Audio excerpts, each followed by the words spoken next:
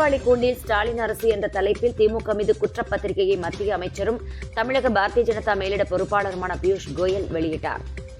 தமிழகத்தில் சட்டம் ஒழுங்கு முற்றிலுமாக சீர்குலைந்து விட்டது. தமிழக மக்கள் ஸ்டாலினையும் உதயநிதியையும் ஒருபோதும் மன்னிக்க மாட்டார்கள் என மத்திய அமைச்சர் பியூஷ் கோயல் விமர்சித்தார். பாரதிய ஜனதா வேட்பாளர்களை கட்சியின் பார்லிமெண்ட் குழு முடிவு செய்யும். இன்னும் 2 நாட்களில் வேட்பாளர் பட்டியல் வரும் என எதிர்பார்க்கிறோம் என்று தமிழக பாரதிய ஜனதா தலைவர் நயினார் நாகேந்திரன் கூறியுள்ளார். எடப்பாடி பழனிசாமிக்கு எந்த புரிதலும் கிடையாது, தொலைநோக்கு பார்வையும் கிடையாது என முதல்வர் ஸ்டாலின் கூறினார்.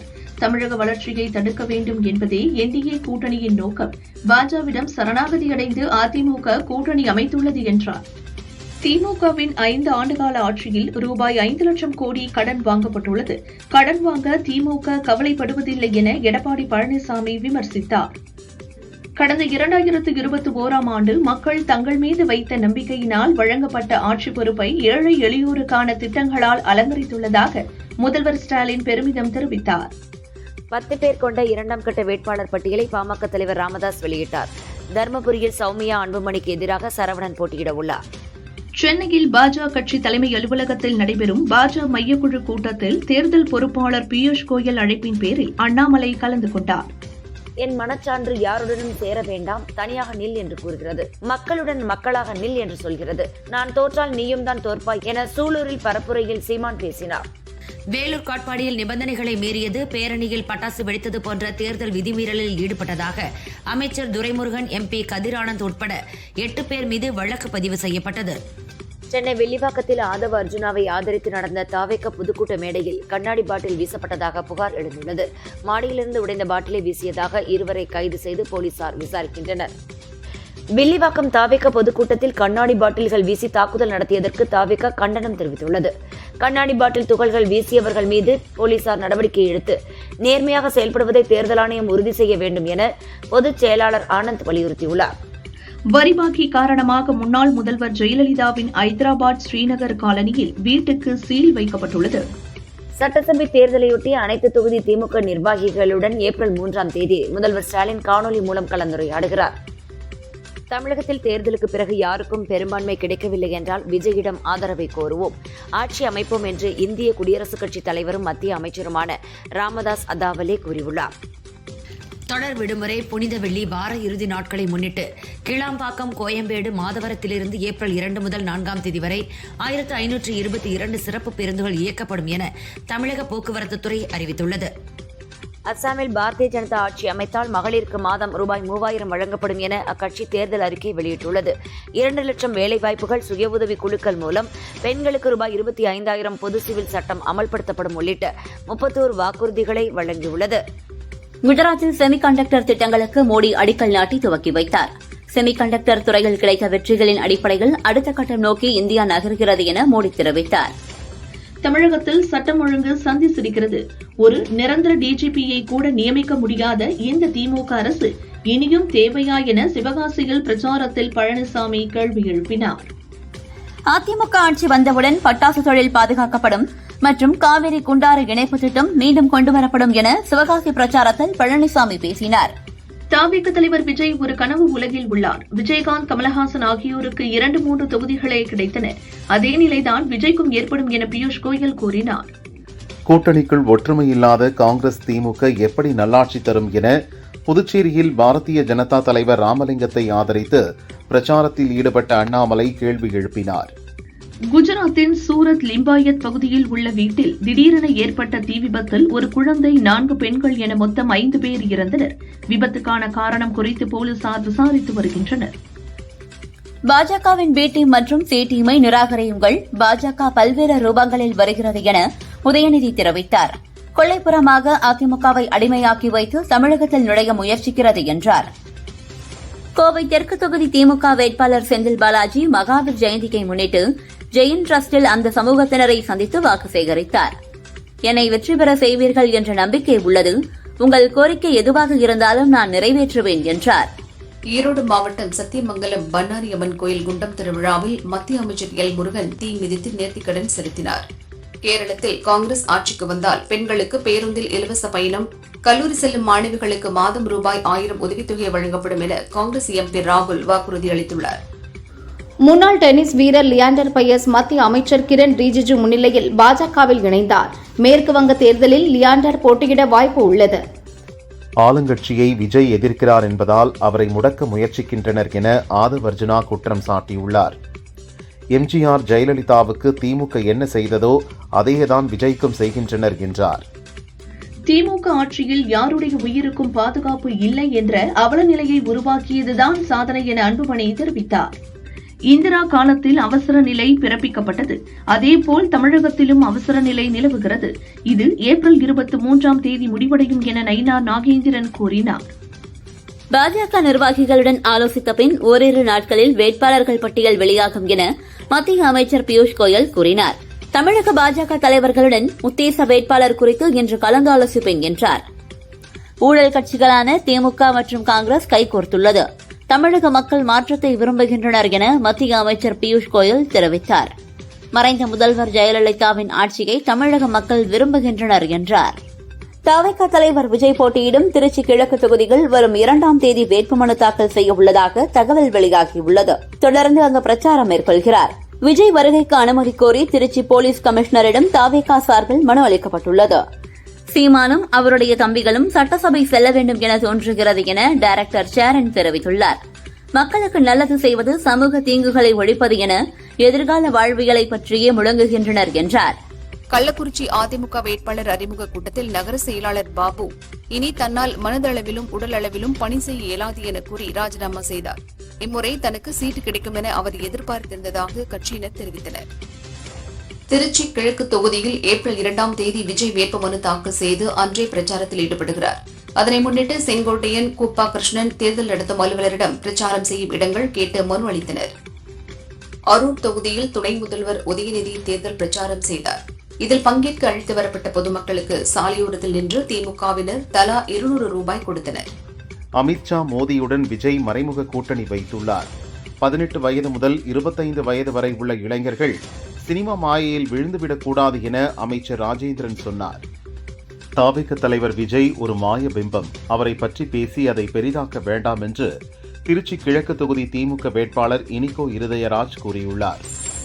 காங்கிரஸ் ஆட்சியில் தமிழக ரவுடிகள் புதுச்சேரிக்கு வந்ததால் ரவுடி ராஜ்யமாக இருந்தது. புதுச்சேரியில் இண்டி கூட்டணிக்குள் குழப்பம் உள்ளது என புதுச்சேரி பரப்புரையில் அண்ணாமலை ஆவேசமாக பேசினார். கிருஷ்ணகிரி அருகே ஓடும் பஸ்ஸில் கல்லூரி மாணவியை கடத்த முயன்றதாக வெளியான வீடியோ அதிர்ச்சி அளிக்கிறது. திமுக ஆட்சியில் பகலிலும் பெண்களால் நடமாட முடியவில்லை என பாரதிய ஜனதா எம்எல்ஏ வானதி கூறியுள்ளார். தென்காசி ஆலங்குளம் தொகுதியில் டாக்டர் இமானுவேலுக்கு திமுக சீட் வழங்காததால் சுயேட்சையாக களமிறங்குகிறார். மக்கள் ஆதரவு தனக்குத்தான் கிடைக்கும் என்றார். தமிழகத்தில் அனைத்து கட்சிகளின் வேட்பாளர்களுக்கும் சமமான பாதுகாப்பு வழங்க வேண்டும். பாதுகாப்பு தொடர்பான விதிகளை சமமாக அமல்படுத்த வேண்டும் என தலைமை தேர்தல் அதிகாரி டிஜிபிக்கு கடிதம் எழுதியுள்ளார். அதிமுகவுக்கு ஓட்டு போடுவது பாஜகவுக்கே செல்லும். 10 தோல்வி பழனிசாமியை மொத்த தோல்வி பழனிசாமியாக்கி விரட்டுங்கள் என அரூர் தேர்தல் பிரச்சாரத்தில் உதயநிதி கூறினார். தர்மபுரி பாமக வேட்பாளர் சௌமியா இன்று தர்மபுரியில் பிரச்சாரம் செய்ய சென்றார். மாவட்ட எல்லையில் அவருக்கு பட்டாசுகள் வெடித்தும் மாலை அணிவித்தும் அதிமுக கூட்டணியினர் உற்சாக வரவேற்பு அளித்தனர். திருச்சி புறநகரில் திமுக கவுன்சிலரே கொலை செய்யப்பட்டுள்ளார். இது பற்றி எந்த கவலையும் சட்டம் ஒழுங்கை பாதுகாக்க வேண்டும் என்ற எந்த அக்கறையும் முதல்வர் ஸ்டாலினுக்கு இல்லை என பாமக தலைவர் அன்புமணி கூறியுள்ளார். திருச்சி லால்குடி தொகுதியில் போட்டியிடும் நடிகர் மன்சூர் அலிகான் முன்பு கருணாநிதி கள்ளக்குடி ரயில்வே தண்டவாளத்தில் தலை வைத்து போராட்டத்தில் ஈடுபட்டது போல் இவரும் தலை வைத்து படுத்து பின் அங்கு உள்ளவர்களிடம் பிரச்சாரத்தில் ஈடுபட்டார். மதுக்கடையை மூடாமல் எப்படி பெண்களுக்கு பாதுகாப்பு அளிக்க முடியும் என சீமான் கேட்டார். இந்த பைத்தியக்கார பயல்களிடம் நான் மாட்டிக்கொண்டு படும் பாடு இருக்கே என்றார். சிவகங்கை கீழக்குறிச்சிப்பட்டி ஆதி பொன்னழகி அம்மன் கோயில் பங்குனி பொங்கல் விழா விமரிசையாக நடந்தது. கோயில் அருகே உள்ள கண்மாயில் சிறியவர்கள் முதல் பெரியவர்கள் வரை 100க்கும் மேற்பட்டோர் உடம்பில் சேற்றை பூசிக்கொண்டு கோழி இறகுகளால் ஜோடித்து பக்தி பரவசத்துடன் சுவாமி தரிசனம் செய்தனர். திருவாரூர் சென்ற முதல்வர் ஸ்டாலின் கருணாநிதியின் தாயார் அஞ்சுகம்மாள் நினைவிடத்திற்கு சென்று மரியாதை செலுத்தினார். பின்னர் கருணாநிதி சிலைக்கு மாலை அணிவித்தார். சட்டசபை தேர்தலில் திமுகவின் தேர்தல் அறிக்கைதான் ஹீரோயின். ஜாடிக்கு ஏத்த மூடி போல மோடிக்கு ஏற்ற அடிமையாக பழனிசாமி செயல்படுகிறார் என திருவண்ணாமலை பிரச்சாரத்தில் உதயநிதி பேசினார். பாஜவின் ஏ டீம் திமுக தான். தமிழகத்தில் பாஜவை வேரூன்ற விட்டது யார்? 6 லட்சம் பேர் தாலியை அறுத்துவிட்டு குடும்பத்திற்கு 2000 ரூபாய் தருவேன் என்கிறார்கள் என சீமான் தெரிவித்துள்ளார். எடப்பாடி பழனிசாமியை அடிமையாக்கி தமிழகத்தில் காலூன்ற பாஜக முயற்சிப்பதாக துணை முதல்வர் உதயநிதி தெரிவித்துள்ளார். தமிழகத்தின் உரிமைகளை மீட்டெடுக்க ஸ்டாலின் மீண்டும் முதல்வராக வேண்டும் என்றார். திருப்பத்தூர் மாவட்டம் ஜவ்வாது மலை புதூர் நாடு, புங்கம்பட்டு நாடு, நெல்லிவாசல் நாடு பொதுமக்கள், எங்களுக்கு இதுவரை அடிப்படை வசதிகள் ஏதும் கிடைக்கவில்லை, தயவு செய்து யாரும் ஓட்டு கேட்டு வர வேண்டாம் என பேனர் வைத்துள்ளனர். மத்திய அரசுடன் மாநில திமுக அரசு இணக்கமாக இல்லாததால் வளர்ச்சி திட்டங்களை பெற முடியவில்லை என ராஜன் செல்லப்பா குற்றம் சாட்டினார். ஆனால் பழனிசாமி இணக்கமாக இருந்து 11 மருத்துவக் கல்லூரிகள், எய்ம்ஸ் மருத்துவமனை உள்ளிட்ட பல்வேறு திட்டங்களை பெற்றுக் கொடுத்தார் என்றார். வரும் சட்டசபை தேர்தல் மோடியா இல்லை ஸ்டாலினா என்பதற்கான தேர்தல் என உதயநிதி தெரிவித்தார். பழனிசாமியை முரட்டு அடிமையாக்கி தமிழகத்தில் பாரதிய ஜனதா வளர பார்க்கின்றனர் என்றார். நெல்லையில் அதிமுக போட்டியிட விரும்பியதால் நான் தொகுதி மாறினேன். சில வேட்பாளர்களுக்கு வாய்ப்பு கொடுப்பதற்காக நான் தொகுதி மாறி நிற்கிறேன் என நயினார் நாகேந்திரன் தெரிவித்தார். விஜய் பிரச்சாரத்திற்கு கூட்டம் செல்வது வாக்குகளாக மாறாது என செல்வ பெருந்தகை விமர்சித்துள்ளார். அஜித் சென்றால் விஜயை விட 2 மடங்கு கூட்டம் வரும், ரஜினி சென்றால் விஜயை விட 3 மடங்கு கூட்டம் வரும் என்றார். மற்ற கட்சிகளைப் போல் இல்லாமல் நடைமுறைக்கு சாத்தியமான மற்றும் 100% நிறைவேற்றக்கூடிய வகையில் சூப்பர் ஸ்டாராக திமுக தேர்தல் அறிக்கை உள்ளது என மார்க்சிஸ்ட் கம்யூனிஸ்ட் மாநில செயலாளர் சண்முகம் கூறியுள்ளார். தஞ்சை அருகே சாலியமங்கலத்தில் முதல்வர் ஸ்டாலின் வாகனத்தில் பறக்கும் படை அதிகாரிகள் சோதனை நடத்தினர். தஞ்சாவூரிலிருந்து திருவாரூர் செல்லும் வழியில் இந்த சோதனை நடந்தது. எம்பிக்கள் எண்ணிக்கையில் பழைய நடைமுறையை தொடர வேண்டும் என தெலங்கானா முதல்வர் ரேவந்த் ரெட்டி தெரிவித்துள்ளார். உறுப்பினர்கள் எண்ணிக்கையை 50% உயர்த்துவதால் வட மாநிலங்களே பயன்பெறும், தென் மாநிலங்களுக்கு பாதிப்பு ஏற்படும் என கூறியுள்ளார். திமுக, அதிமுக வெளியிட்டது தேர்தல் அறிக்கை அல்ல, இலவசங்கள் என சீமான் தெரிவித்தார். வருபவர்கள் போகுபவர்கள் எல்லாம் ஏழ்மையை பயன்படுத்தி என் நாட்டு மக்களை ஏமாற்றி நாட்டை விற்கின்றனர் என்றார். மகாவீர் ஜெயந்தியை முன்னிட்டு புதுச்சேரி ஜிப்மர் மருத்துவமனையில் இன்று புறநோயாளிகள் பிரிவு இயங்காது என நிர்வாகம் அறிவித்துள்ளது. அவசர சிகிச்சை பிரிவு இயங்கும். அமெரிக்கா ஈரான் பேச்சுவார்த்தையால் ஹார்முஸ் நீரிணை வழியாக சரக்கு கப்பல்களை ஈரான் அனுமதித்துள்ளது. அமெரிக்க அதிபரின் ராஜதந்திர முயற்சிகளின் பயனாக இது அமைந்துள்ளது என வெள்ளை மாளிகை தெரிவித்துள்ளது. திருமலை திருப்பதி கோவிலில் வசந்த உற்சவத்தின் 2ஆம் நாளான இன்று தங்க தேரோட்டம் நடந்தது. ஸ்ரீதேவி பூதேவி சமேதராக மலையப்ப சுவாமி தேரில் எழுந்தருளி பக்தர்களுக்கு அருள்பாலித்தார். ஏராளமான பக்தர்கள் தரிசனம் செய்தனர். சட்டசபை உறுப்பினராக பணியாற்ற வேண்டுமென்ற ஆர்வம் எனக்கு நீண்ட காலமாக உண்டு என்கிறார் திருமாவளவன். அமைச்சராக வேண்டுமென்ற எண்ணம் எனக்கு இல்லை, எம்எல்ஏவாக இருந்தாலே போதும் என்றார். பழனிசாமி மீது தேர்தல் கமிஷன் வழக்கு பதிவு செய்யவில்லை, ஏனென்றால் அவர் தாவேக்குவிற்கு போட்டியே கிடையாது என ஆதவ் அர்ஜுனா தெரிவித்தார். விஜயை தான் திமுக போட்டியாக நினைப்பதால் அவர்கள் வழக்கு பதிவு செய்கின்றனர் என்றார். மகாவீரர் பிறந்த நாளை மனமகிழ்வுடன் கொண்டாடும் சமண மக்களுக்கு வாழ்த்துக்கள் என தினகரன் தெரிவித்துள்ளார். அறம் சார்ந்த வாழ்க்கை வாழ வேண்டுமென போதித்த மகாவீரரின் வழியில் பயணிக்க உறுதியேற்போம் என்றார். சென்னை வில்லிவாக்கம் தொகுதியில் தாவேக்கு சார்பில் போட்டியிடும் ஆதவ் அர்ஜுனா வீடு வீடாக சென்று ஓட்டு சேகரித்தார். சென்னை கொடுங்கையூர் பகுதியில் தாவேக தலைவர் விஜய் நேற்று பிரச்சாரம் செய்தார். அதிகளவில் மக்களை கூட்டி இடையூறு ஏற்படுத்தியதாக தாவேக மாவட்ட செயலாளர் மீது 2 பிரிவுகளின் கீழ் கொடுங்கையூர் போலீசார் வழக்கு பதிந்துள்ளனர். சென்னை பெரம்பூர் தேர்தல் பிரச்சாரத்தின் போது தேர்தல் நடத்தை விதிமீறலில் ஈடுபட்டதாக தாவேக தலைவர் விஜய் உள்பட 500 பேர் மீது பெரவள்ளூர் போலீசார் 5 பிரிவுகளின் கீழ் வழக்கு பதிவு செய்துள்ளனர். தேர்தல் பிரச்சாரத்தை துவங்க திருவாரூருக்கு புறப்பட்டு விட்டேன். பயணங்களின் வாயிலாக உங்களை சந்தித்து மதச்சார்பற்ற முற்போக்கு கூட்டணியின் வெற்றிக்கு ஆதரவு கேட்டு வருகிறேன் என முதல்வர் ஸ்டாலின் கூறியுள்ளார். புதுச்சேரியில் என்டிஏ கூட்டணி வேட்பாளர்களை ஆதரித்து தமிழக பாஜக முன்னாள் தலைவர் அண்ணாமலை பிரச்சாரம் செய்தார். வாகனத்தில் வீதி வீதியாக சென்று ஓட்டு சேகரித்தார். கோவையில் மலைவாழ் கிராமங்களில் வசிக்கும் பழங்குடியின மக்கள் 100% வாக்களிக்க வேண்டும் என்பதை வலியுறுத்தி நடைபெற்ற விழிப்புணர்வு நிகழ்ச்சியில் கலெக்டர் பவன்குமார் பழங்குடியின மக்களுடன் பாரம்பரிய நடனமாடி வாக்களிப்பதன் அவசியத்தை வலியுறுத்தினார். ஏரி, குளங்களில் மீன்பிடி குத்தகை எடுக்க அனைத்து தரப்பினரையும் அனுமதிக்கும் நீர்வளத்துறையின் அரசாணைக்கு ஐகோர்ட் இடைக்கால தடை விதித்துள்ளது. இந்தியாவில் ஒவ்வொரு மாதமும் கேஸ் சிலிண்டர் விலையில் மாற்றம் செய்யும் முறை நடைமுறையில் உள்ளது. ஏற்கனவே அமெரிக்கா ஈரான் போரால் எரிவாயு தட்டுப்பாடு நிலவும் சூழலில் நாளை முதல் கேஸ் சிலிண்டர்கள் விலையை உயர்த்தும் திட்டத்தில் எரிவாயு நிறுவனங்கள் இருப்பதாக தகவல்கள் வெளியாகியுள்ளன.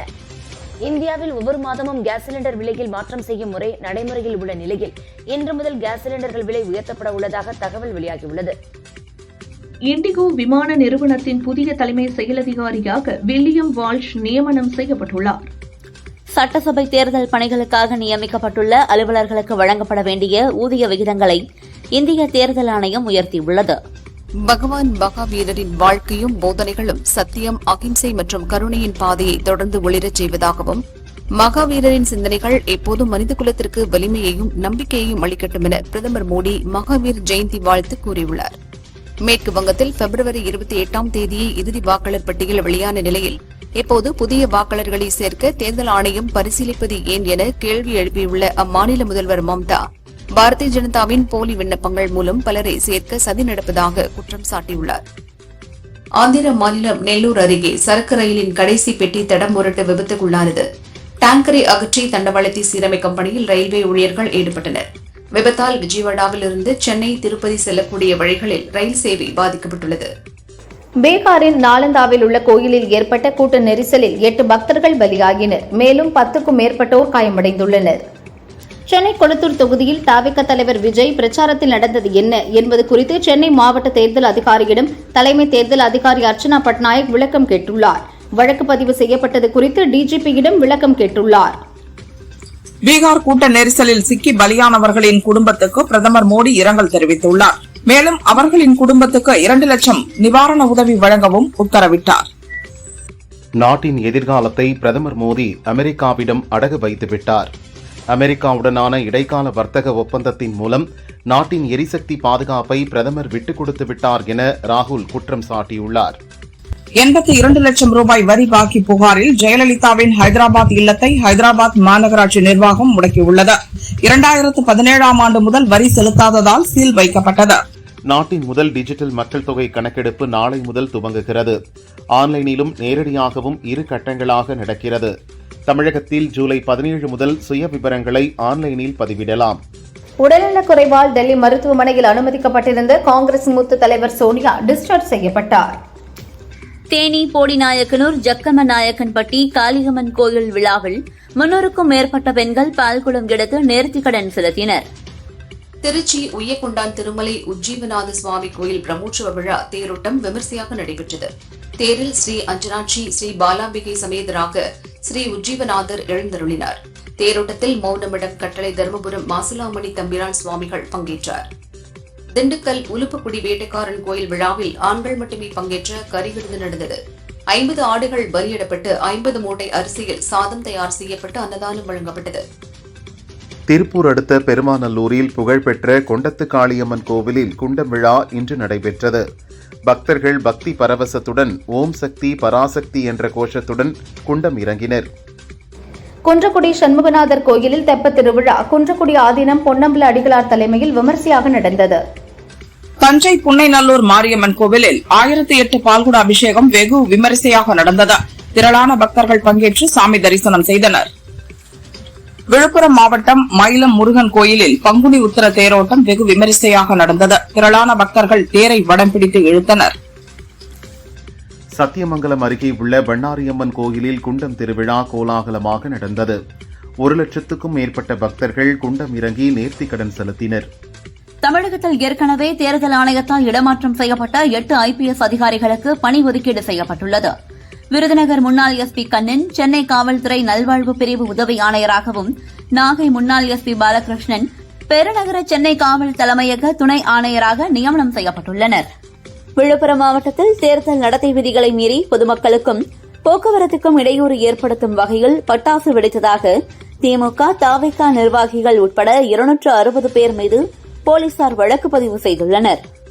ஓசூர் சூளகிரி அருகே டிப்பர் லாரி மீது 2 வீலர் நேருக்கு நேர் மோதிக்கொண்ட விபத்தில் +2 மாணவன் உட்பட 2 சிறுவர்கள் இறந்தனர். சம்பவம் குறித்து போலீசார் விசாரணை நடத்தி வருகின்றனர். விளாத்திக்குளம் மாணவி கொலை வழக்கில் கைதான தர்மமுனீஸ்வரனுக்கு மூதாட்டி பாலியல் வன்கொடுமை வழக்கின் தண்டனையை நிறுத்தி வைத்த உத்தரவை ரத்து செய்ய வேண்டும் என கோரிக்கை வைத்து மாணவியின் பெற்றோர் ஹைகோர்ட் மதுரை கிளையில் மனு தாக்கல் செய்துள்ளனர்.